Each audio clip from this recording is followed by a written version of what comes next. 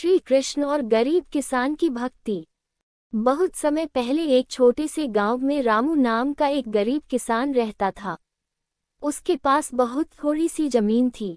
वह दिन रात मेहनत करता, लेकिन फिर भी उसके घर में मुश्किल से 2 वक्त का भोजन बन पाता था। गरीबी के बावजूद रामू हमेशा भगवान श्री कृष्ण का नाम जपता रहता था। हर सुबह वह उठकर स्नान करता और अपने छोटे से मंदिर में श्री कृष्ण की पूजा करता। मंदिर में कोई बड़ी मूर्ति नहीं थी, केवल एक छोटी सी कृष्ण जी की तस्वीर थी। रामू उसी तस्वीर के सामने दीपक जलाकर कहता, हे कान्हा, मेरे पास आपको देने के लिए कुछ नहीं है, लेकिन मेरा प्रेम स्वीकार कर लीजिए। एक दिन गांव में भयंकर सूखा पड़ गया। खेतों में फसल सूख गई, कुएं और तालाब भी लगभग खाली हो गए। गांव के लोग बहुत परेशान हो गए। रामू की थोड़ी सी फसल भी नष्ट हो गई। लोग कहने लगे, रामू, अब भगवान का नाम लेने से क्या होगा? मेहनत करो, कुछ और काम ढूंढो। रामू मुस्कुरा कर कहता, मेहनत भी करूंगा और कृष्ण जी पर भरोसा भी रखूंगा। दिन बीतते गए, घर में खाने के लिए अनाज भी कम बचा था। एक दिन रामू की पत्नी ने कहा, अब केवल थोड़ा सा आटा बचा है, कल के बाद बच्चों को क्या खिलाएंगे? रामू ने कहा, कृष्ण जी सब देख रहे हैं, वे अवश्य कोई रास्ता निकालेंगे। अगले दिन रामू खेत की ओर जा रहा था। रास्ते में उसे एक बूढ़ा यात्री मिला। बूढ़ा बहुत थका हुआ और भूखा लग रहा था। उसने कहा, बेटा, मुझे बहुत भूख लगी है, क्या खाने के लिए कुछ मिल सकता है? रामू के पास केवल 2 रोटियां थीं, जो वह अपने लिए लेकर जा रहा था। उसने बिना सोचे दोनों रोटियां बूढ़े को दे दी। बूढ़े ने पूछा, तुम क्या खाओगे? रामू मुस्कुराकर बोला, मेरे कृष्ण जी व्यवस्था कर देंगे। बूढ़े ने प्रेम से रोटियां खाईं और आशीर्वाद देकर चला गया। शाम को जब रामू घर लौटा तो उसने देखा कि उसके आंगन में कुछ बैलगाड़ियां खड़ी हैं। उनमें अनाज की बोरियां भरी हुई थीं। रामू आश्चर्यचकित होकर बोला, ये सब किसका है? एक व्यापारी आगे आया और बोला, क्या आप रामू किसान हैं? रामू ने कहा, हाँ। व्यापारी बोला, कल रात मुझे स्वप्न में एक सुंदर बालक दिखाई दिया। उसके सिर पर मोरपंख था और हाथ में बांसुरी थी। उसने कहा कि गांव के किसान रामू की सहायता करो, इसलिए मैं आपके लिए यह अनाज लेकर आया हूँ।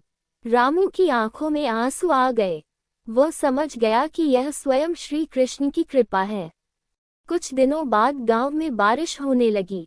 खेत फिर से हरे भरे हो गए। रामू ने पहले से भी अधिक मेहनत की और उसकी फसल बहुत अच्छी हुई। अब रामू के पास पर्याप्त धन और अनाज था, लेकिन उसने कभी घमंड नहीं किया। वह हमेशा कहता था, ये सब मेरे कृष्ण जी की कृपा है। एक दिन वही बूढ़ा यात्री फिर से उसके घर आया। इस बार उसके चेहरे पर अद्भुत तेज था। रामू ने उसे पहचान लिया और आदर से बैठाया। बूढ़ा मुस्कुराया और बोला, रामू, यदि उस दिन तुम्हारे पास केवल 2 रोटियां थीं, तो तुमने मुझे क्यों दे दी? रामू ने उत्तर दिया, क्योंकि मुझे लगा कि आप मुझसे अधिक भूखे थे और मुझे अपने कृष्ण पर विश्वास था। इतना सुनते ही बूढ़े का रूप बदलने लगा। देखते ही देखते वहां स्वयं श्री कृष्ण प्रकट हो गए। उनके सिर पर मोरपंख था, हाथ में बांसुरी थी और चेहरे पर मधुर मुस्कान थी। रामू और उसकी पत्नी आश्चर्य से भर गए। वे तुरंत उनके चरणों में गिर पड़े।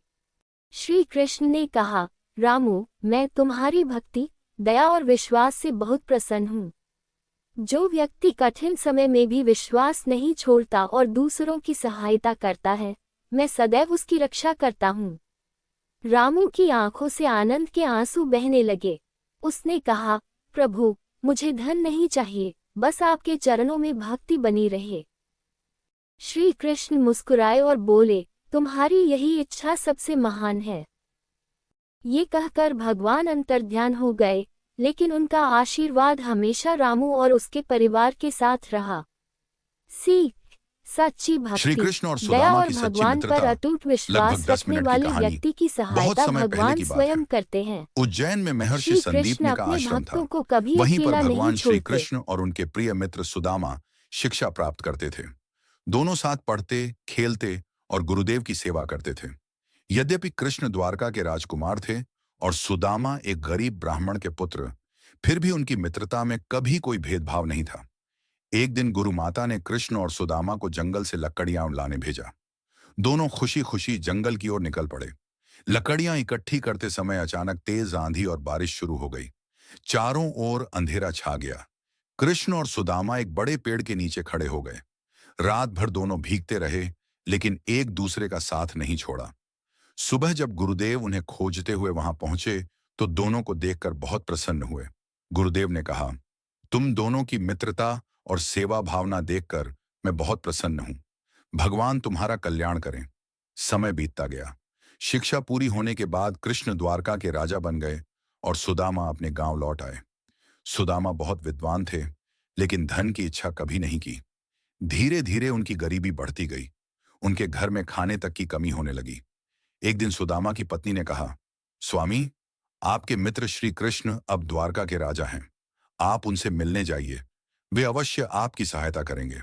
सुदामा पहले तो संकोच करने लगे। उन्होंने कहा, मित्रता किसी स्वार्थ के लिए नहीं होती। मैं उनसे कुछ मांगने नहीं जाऊंगा। पत्नी ने विनम्रता से कहा, आप कुछ मत मांगिए, बस अपने मित्र से मिल आइए। घर में देने के लिए कुछ भी नहीं था। पड़ोसियों से थोड़ा सा चिवड़ा, पोहे मांगकर एक छोटी पोटली में बांध दिया गया। वही उपहार लेकर सुदामा द्वारका की ओर चल पड़े। कई दिनों की यात्रा के बाद वे द्वारका पहुंचे। वहां का भव्य महल देखकर वे सोचने लगे, क्या कृष्ण मुझे पहचानेंगे? महल के द्वारपालों ने जब उनका नाम सुना, तो तुरंत कृष्ण को सूचना दी। जैसे ही कृष्ण ने सुना कि सुदामा आए हैं, वे नंगे पांव दौड़ते हुए महल के बाहर पहुंचे। कृष्ण ने अपने प्रिय मित्र को देखा और भावुक हो गए। उन्होंने सुदामा को गले लगा लिया। दोनों की आंखों से प्रेम के आंसू बहने लगे। कृष्ण सुदामा को अपने महल में ले गए। उन्होंने अपने हाथों से उनके पैर धोए। यह देखकर रानी रुक्मिणी भी आश्चर्यचकित रह गई। कृष्ण बार बार अपने मित्र से पुराने दिनों की बातें करने लगे। दोनों को आश्रम के दिन याद आने लगे। कुछ देर बाद कृष्ण मुस्कुराकर बोले, मित्र, मेरे लिए क्या लाए हो? सुदामा संकोच करने लगे। उन्हें लगा कि इतने बड़े राजा को यह साधारण चिवड़ा कैसे दूं? लेकिन कृष्ण तो अंतर्यामी थे। उन्होंने स्वयं पोटली उठा ली और बड़े प्रेम से चिवड़ा खाने लगे। कृष्ण बोले, मित्र, यह मेरे लिए अमूल्य उपहार है। इसमें तुम्हारा प्रेम भरा है। सुदामा कृष्ण के प्रेम को देखकर अभिभूत हो गए। वे अपनी गरीबी के बारे में कुछ भी नहीं कह पाए। कुछ दिनों तक द्वारका में रहने के बाद सुदामा अपने घर लौटने लगे। रास्ते भर वे सोचते रहे, मैंने कृष्ण से कुछ भी नहीं मांगा। लेकिन उनके मन में कोई दुख नहीं था। उन्हें अपने मित्र का प्रेम ही सबसे बड़ा धन लग रहा था। जब वे अपने गांव पहुंचे, तो उन्होंने देखा कि जहां उनकी टूटी फूटी झोपड़ी थी, वहां एक सुंदर महल खड़ा है। वे आश्चर्यचकित रह गए। उनकी पत्नी सुंदर वस्त्रों में उनका स्वागत करने आई। सुदामा समझ गए कि यह सब उनके मित्र कृष्ण की कृपा है। कृष्ण ने बिना मांगे ही उनके सारे दुख दूर कर दिए थे। सुदामा की आंखों से आंसू बहने लगे। उन्होंने मन ही मन कहा, हे कृष्ण, आप सचमुच अपने भक्तों और मित्रों के हितैषी हैं। उस दिन से सुदामा ने अपना जीवन भगवान के भजन और सेवा में लगा दिया। वे हमेशा कृष्ण की मित्रता और प्रेम का गुणगान करते रहे।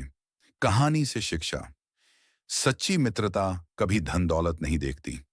भगवान श्री कृष्ण हमें सिखाते हैं कि प्रेम, विनम्रता और सच्चे मन से किया गया छोटा सा उपहार भी सबसे मूल्यवान होता है। जो व्यक्ति निष्काम भाव से भगवान को याद करता है, भगवान उसकी सहायता अवश्य करते हैं। जय श्री कृष्ण।